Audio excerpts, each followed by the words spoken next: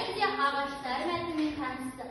Заттың қимылын білдіретін сөздерге қандай сөздер жатады? Ережесін жаттадық па?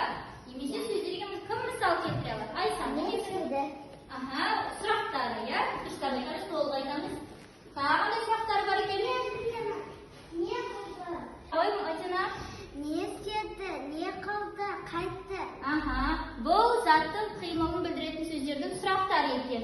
Енді ондай сөздерге қандай сөздер жатады? Жүрді. Дұрыс, жүгірді, ойнады, күлді, отырды. Балалар, енді біздер үй тапсырмасы ағаштар мәтін кім маған мазмұндайды екен? Қазір қарайық.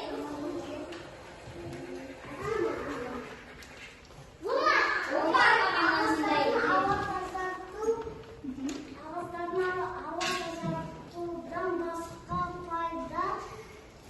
Пайдасы көп. Олар айтып жатыр. Сауатысын дайындап отырмыз. Көптеген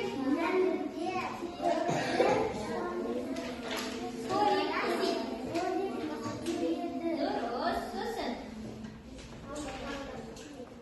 аң құстарды ыстықтан сосын ыстықтан қорғайды, дұрыс айтады, сосын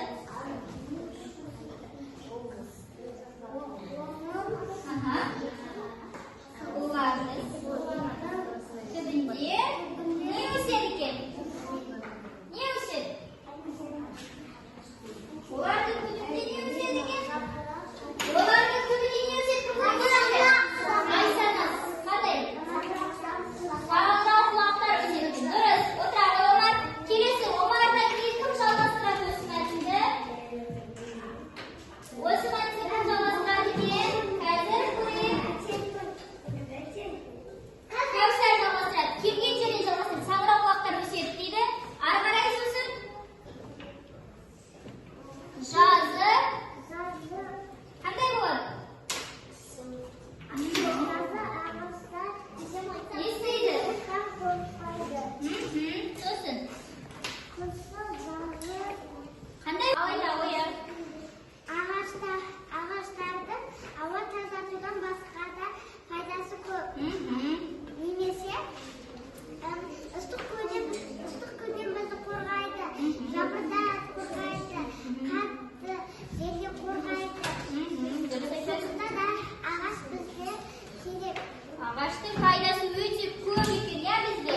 Сосын қысы жазы күйде тұратын Қандай ағаш екен? шақалақты. Қандай ағаш оның аты? Шырша. Шырша ағашы. Шырша өте басқа Сұрады. Енді мұқият тыңдайық. Мен қазір дыбыс қосамын. Сіздер оны сол дыбысты табу керек. Қандай дыбыс екен?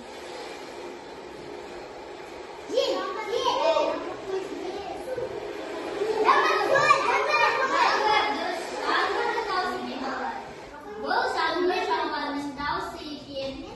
Балалар, сонда бүгін біз жаңа тақырып, яғни өз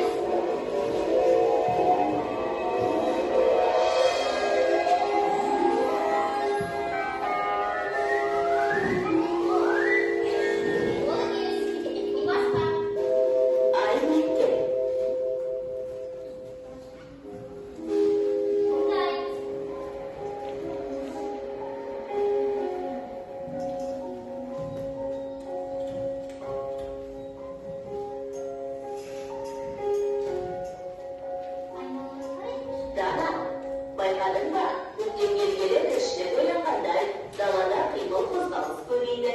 Аға, не көбейді дейсіз? Қимыл деген қозғалыс іс-әрекет. Не істеді? Не болды? Қайтты деген сұрақтарға жауап беретін сөздер қимылды білдіретін сөздер болады. Мысалы, күн жылынды, қар еріді, бәйшешек шықты, жер көтерді деген сөздердегі жылынды, еріді, шықты, көгерді деген сөздер заттың қимылын білдіреді. Ал енді сен айналадағы өзгерісті қимыл қозғалысты айта ғой. Ағаштар гүлдеді, жылқыстар еріді. Балалар құстарға ұя жасады. Мал гүлдеді. Адамдар көшеге жас-жігіттер отырғызды, гүл екті. Ал біз велосипед теуіп жүрміз.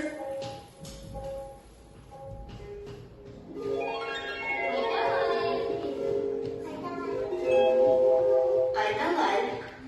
Заттың қимылын білдіретін сөздер.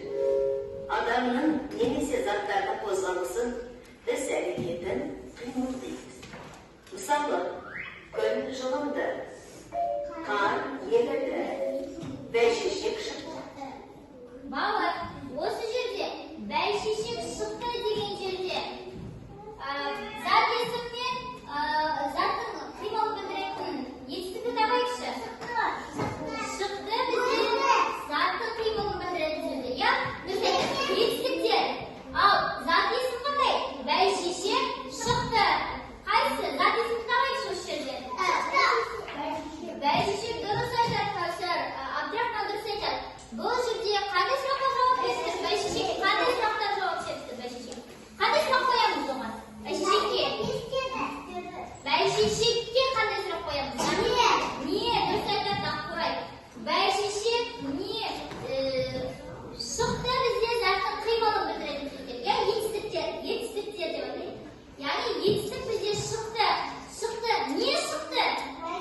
Бәйшешек шықты. Яғни бәйшешек деген сөз бізде зат есімде. Айта ғой. Яғни жапыда гүлдер өседі. Гүлдер өседі, айта ғой. Жаңбыр жауғанда бізге су болады. Я, дұрыс. Айта ғой. Жаңбырдың пайдасы не үшін пайдалы бізге? Не үшін пайдалы бізге? Бағдәулет не үшін пайдалы? Не үшін пайдалы? Бірінші топ бізде өте жақсы жұмыс істеп жатыр. Екінші топ, үшінші топ не болды? Не жағдай айта ғой? Шешім ұзақ жылу табиғатты қысқа дайындайды. Бұдан кейін ауа тазарып, ыстық жеңілдейді. Жаңбыр жаздың өсімдіктердің қурап қалуына көмегін тигізеді. Сондай-ақ жаңбырлы аймақтарда орналасқан өсімдіктер жылдам және үлкен болып өседі. Орман өрттерінің санын азайтады. Бала, сонда осы жаңбырдың қандай пайдасы бар екен? Біз видеомызда көргенімізде жаңбыр бізге салқындық береді, ыстық күнде жазда. Әр мезгілде өзінің пайдасы бар екен балалар жаңбырдың. Мысалы, жаз мезгілінде шөптердің, ағаштардың, гүлдердің қурап қалмауына көмектеседі екен. Қыста мысалы, күзде ол қысқа дайындайды екен бала. Қысқа бізге білдіреді екен. Мысалы, жаңбыр жауған кезде біз қалың киінуіміз керек екен. Суықтағанын, күн суытқанын бізге білдіреді екен. Қалың киінулері керек деп жаңбыр жауса, бізге солай айтып тұр екен. Яғни күзде. Ал көктемде, яғни айналаның бәрі құлпырып, жасыл болып шығу үшін, жаңағы өсімдіктердің бәрі өсу үшін септігін тигізеді жаңбыр.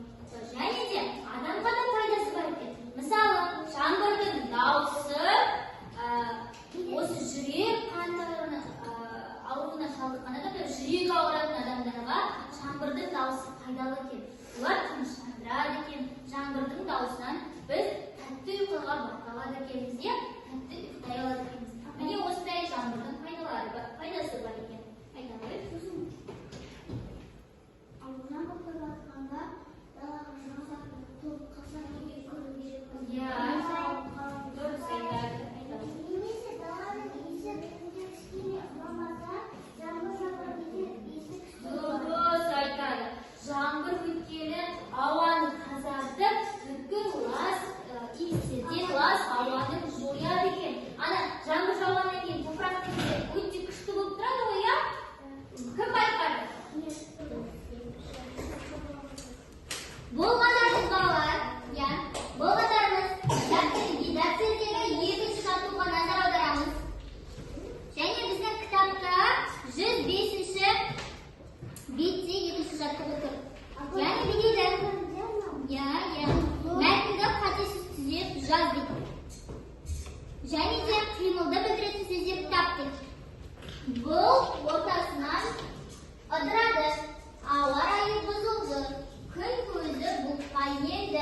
жаңбыр жауды.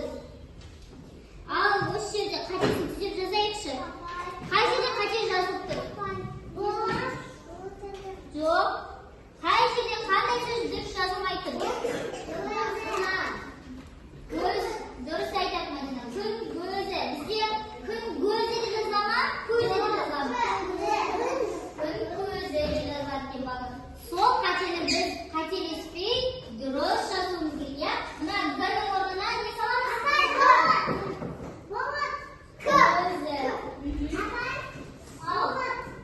Иә, дұрыс айтасың. Бұлт болмайды. Қандай болады? Бұлт болады. Келіп жоқ.